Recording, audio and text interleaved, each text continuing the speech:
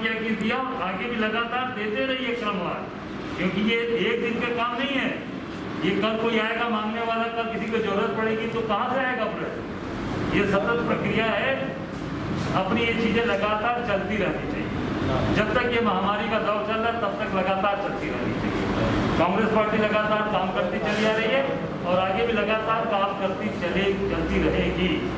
हम रुकने वाले नहीं हैं। और जो स्थितियां सामने हैं, खास करके बनारस के अंदर, बनारस के विकास स्थिति है, थोड़ा इससे हटकर मैं कहना चाहूँगा कि बनारस में माँ गंगा के साथ खिलवाड़ किया जा रहा है।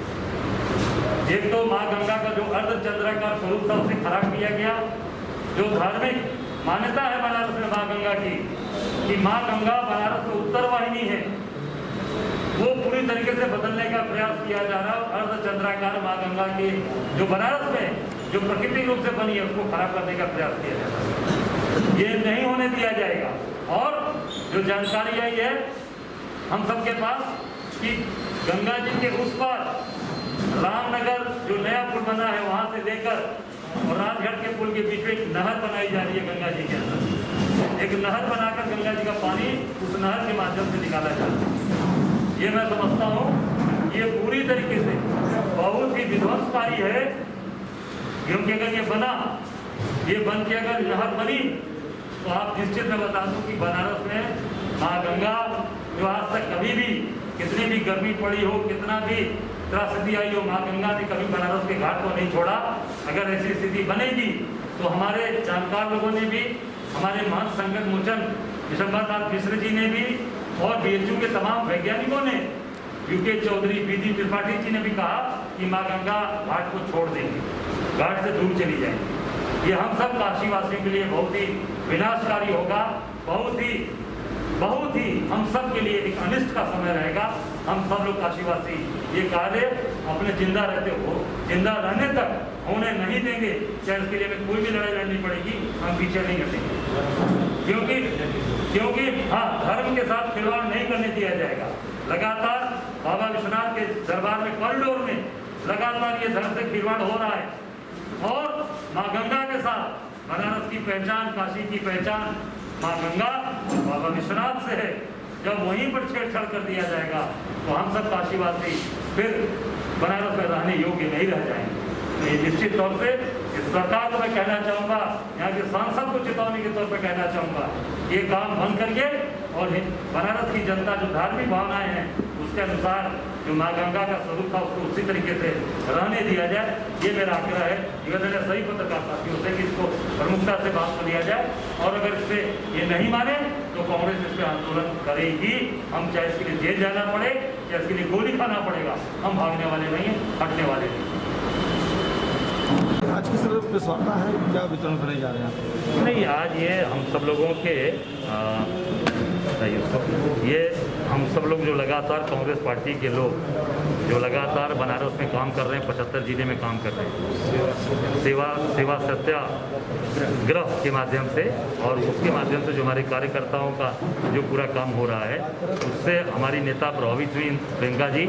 उन्होंने पूरी तरीके से ये जो दवाओं का वितरण पूरा किया जाएगा, डॉक्टरों के प्रिस्क्रिप्शन पे, डॉक्टरों के परामर्श पे जो व्यक्ति को ज़रूरत होगी उसको ये दिया जाएगा, और निश्चित उसके जान की हिफाजत करने का पूरा प्रयास कांग्रेस पार्टी कर रही है और करेगी। ऑक्सीजन कंसंट्रेटर भी है यहाँ पर, वो भी पूरी तरीके से जिसको ज़रूरत होगी उसको दिया जाएगा। जो हमारा एक नंबर जारी किया है पार्टी ने, उस पर जो भी अगर संदेश दिया जाएगा सबको हम लोग उस पर उनको ये उपस्थित कराएंगे।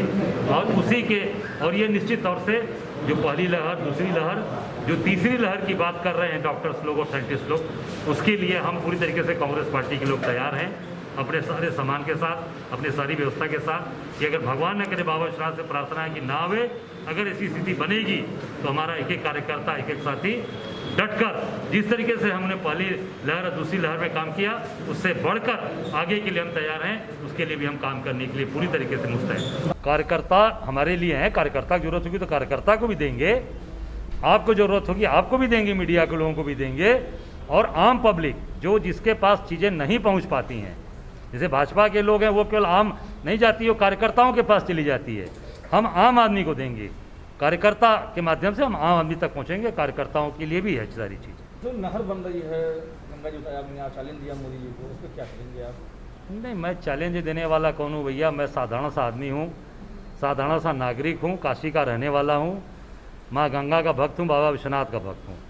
अगर बनारस के अंदर जिस तरीके से बाबा विश्वनाथ के दरबार में जिस तरीके की चीज़ें लगातार हुई हैं, जिस तरीके के धर्म के साथ खिलवाड़ हुआ है, उसी तरीके से माँ गंगा के साथ भी बनारस में अर्धचंद्राकार का स्वरूप खराब किया जा रहा है और बनारस में नहर बनाने का प्रयास किया जा रहा है।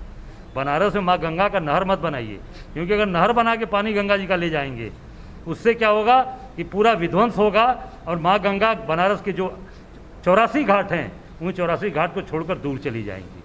और हमारे बनारस के जानकार जो माँ गंगा पे जिन्होंने काम किया है, हमारे संकट मोचन के महंत विशंबरनाथ मिश्र जी ने पहले कह चुके हैं, BD त्रिपाठी जी कह चुके हैं, UK चौधरी जी कह चुके हैं कि अगर नहर के माध्यम से गंगा जी का पानी ले जाया गया तो ये गंगा जी घाट छोड़ देंगी और ये बहुत ही विध्वंसकारी होगा बनारस के लिए। हम कांग्रेस के लोग ऐसा होने नहीं देंगे, चाहे इसके लिए हमें किसी भी स्तर पे लड़ाई लड़ना पड़ेगा, हम नहीं होने देंगे। और बनारस की जनता मोदी जी को यहाँ का सांसद इसलिए बनाई थी कि आप धर्म की रक्षा करेंगे, धर्म के साथ खड़े रहेंगे, धर्म की नई परिभाषा नहीं लिखेंगे, धर्म की चीज़ों को बदलेंगे नहीं।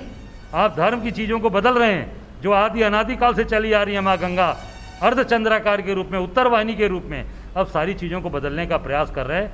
ये बनारस प्रयोग स्थल नहीं है, ये धार्मिक स्थल है, ये कर्म का के स्थान है, ये धर्म के स्थान, ये अध्यात्म की नगरी है, काशी महादेव की नगरी।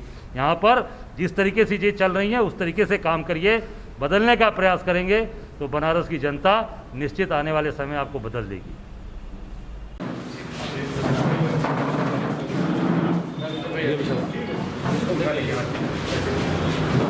सब लोग भैया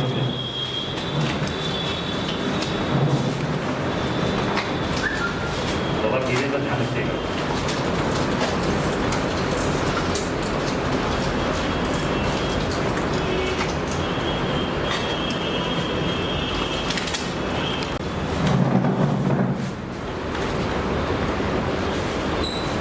बोला होगा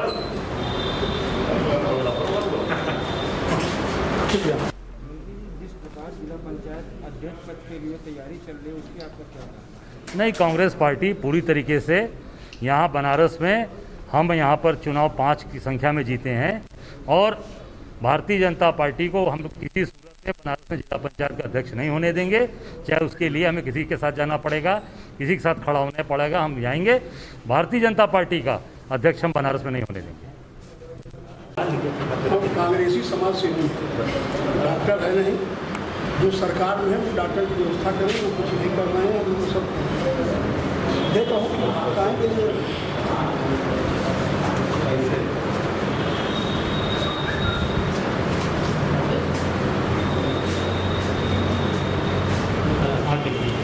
है और दवाई भी है। ये आदरणीय प्रियंका गांधी जी ने उत्तर प्रदेश के उन लोगों के लिए जिनको दवाएं नहीं उपलब्ध हो पाती हैं, उन लोगों के लिए भेजी है और ये हर जनपद में गया है। हर जनपद में कांग्रेसी कार्यकर्ता समाज सेवा की भावना से इसका वितरण करेंगे। दुर्भाग्य ये है कि आज से 2.5 साल पहले आदरणीय राहुल गांधी जी ने प्रधानमंत्री जी को लिखित पत्र देकर बताया था। अक्टूबर-नवंबर में जब चाइना के अंदर ये सबसे पहले वायरस जानकारी हुई तो उन्होंने बता दिया था कि 3 महीने बाद हिंदुस्तान में आ जाएगा। और उस समय माननीय प्रधानमंत्री जी नमस्ते ट्रंप कर रहे थे और मध्य प्रदेश में सरकार अपना बिगाड़ रहे थे। रात को 12 बजे एक बड़ी विधानसभा का सब चल रहा था। उसके बाद एक फेज़ ख़त्म हुआ, टेलीविज़न पे आके उन्होंने लॉकडाउन की घोषणा कर दी। हजारों मजदूर बेचारे उनकी मौतें हुई। उस गर्मी के मौसम में वो पैदल चल के अपने घरों तक 500-800 किलोमीटर दूर तक गए। सेकेंड फेज़ आया, सेकेंड फेज़ की भी जानकारी पहले दे दी गई थी। माननीय प्रधानमंत्री जी ने स्वयं एक एक्सपर्ट कमेटी बनाई थी। एक्सपर्ट कमेटी ने रिपोर्ट अपनी दी थी प्रधानमंत्री जी को कि ये कोरोना का जो पीक पीरियड है फिर अप्रैल में शुरू होने जा रहा है। बताएं किस तरह के भारत सरकार ने खुद एक एक्सपर्ट कमेटी बनाई थी सेकेंड फेज़ के लिए, और उस कमेटी ने रिपोर्ट दे दिया था प्रधानमंत्री जी को कि अप्रैल से फिर सेकेंड फेज शुरू होगा। दुर्भाग्य ये था कि उधर कमेटी रिपोर्ट दे रही है और भारत सरकार 5 राज्यों के चुनाव में चुनाव प्रचार करने में व्यस्त थी। पूरी इनकी सरकार पश्चिमी बंगाल में थी, वहाँ पे दीदी और दीदी का नारा लगा रहे थे प्रधानमंत्री जी, और हिंदुस्तान की जनता कोरोना से प्रभावित हो रही थी। उत्तर प्रदेश में खासकर ये देश का सबसे बड़ा प्रदेश है, और माननीय प्रियंका गांधी जी ने जिस तत्परता से उत्तर प्रदेश के एक एक समस्याओं को उठाया सरकार के सामने, और जिस तरह उन्होंने कांग्रेस के सारे साथियों को सेवा भाव के लिए प्रेरित किया और ऑक्सीजन से लेके दवाइयाँ उपलब्ध कराई, ये प्रशंसनीय है। उत्तर प्रदेश में सरकार सिर्फ और सरकार के मुखिया सिर्फ प्रवचन देने में व्यस्त हैं, और जो प्रदेश की जो दूसरी विरोधी पार्टियां हैं उसमें एक पार्टी है जो गाहे बगाहे सरकार का समर्थन कर दे रही है अपने बयान में, और एक दूसरी पार्टी है जो अपने घर से, उसके मुखिया अपने घर से और कार्यालय तक आते हैं और जाते हैं, और उसी में वो रोज़ सपना देखते हैं कि हमारी अगली सरकार बनने जा रही है। सरकार किसकी बनेगी किसकी नहीं बनेगी ये भविष्य के गर्भ में है, लेकिन आज जो सबसे ज़रूरी है कि जनता की हम किस तरह सेवा करें। कम से कम जनता जिंदा तो रहे, विकास तो छोड़िए, विकास की बात करना ही आज के समय में बेईमानी है। महंगाई पे चर्चा करना भी ईमानदारी नहीं रह गई, और तो और जितने हिंदुस्तान के संसाधन है सरकारें जिस तरह बेचती रही लगातार, वो सब तो अब सेकेंडरी हो गया। आज तो ये है कि यदि हम जिंदा हैं तो यही विकास है। और किसी ज़माने में जर्मन के अंदर हिटलर ने भी यही कहा था कि लोगों को इतना प्रताड़ित कर दो कि वो जिंदा रहना ही अपना विकास समझें। आज हिंदुस्तान भी उसी रास्ते पे चल रहा है, या यूँ कहें कि चल के आगे बढ़ रहा है। हम प्रियंका गांधी जी को आभार व्यक्त करेंगे, हमारी वो नेता हैं, हम लोगों की नेता हैं, और जिस तरह उत्तर प्रदेश की आवाम की मदद उन्होंने कोरोना काल में की है, ये अपने आप में हम इसकी प्रशंसा नहीं करते, बल्कि हम ये कहते हैं कि ये जो उनका कर्तव्य था उत्तर प्रदेश के प्रति, उसका उन्होंने निर्वहन किया है, और सारे कांग्रेस के साथियों को ये प्रेरित किया है कि आप इस पर बढ़ चढ़ के आगे करिए। ये कहाँ दवा बटेगा, वार्ड वार्ड बटेगा? ये दवा हम लोग बनारस के हर ग्रामीण इलाके में, ब्लॉक में, ग्राम पंचायत में, न्याय पंचायत में बांटवाएंगे, और शहर के अंदर हर वार्ड में बटेगा। शहर के भी माननीय अध्यक्ष जी यहाँ बैठे हुए हैं, इनके पास भी अलग से दवाएं आई हुई हैं, शहर के लिए, ज़िले के लिए अलग से आई हुई हैं। ये दोनों बटेगा, और जहाँ भी दिक्कत होगी, थोड़ी बहुत कमी वमी होगी, हम लोग उसको मैनेज करेंगे। कितनी दवा, कितने आया आपका ये जी, कितनी दवा आए हुए हैं? हमें लगता है कि जितने जो है जो 10,000 किट है, और कम ज़रूरत पड़ेगी तो फिर आ जाएगी। 10,000 किट तो अभी है। ऑक्सीजन मशीनें कितनी आपके सामने 5 पड़ी हैं। और जो जिला पंचायती का अध्यक्ष के लिए चुनाव है, उस पर क्या कहना है आपका? देखिए, जिला पंचायत के अध्यक्ष का चुनाव पूरे उत्तर प्रदेश में, ये चुनाव धन का, बल का और सत्ता का हो गया है। इसी वर्ष नहीं, इसके पहले भी हुआ है, आपने देखा होगा। और उसका कारण क्या है कि जिसकी सरकार होती है उधर से पैसा मिलता है,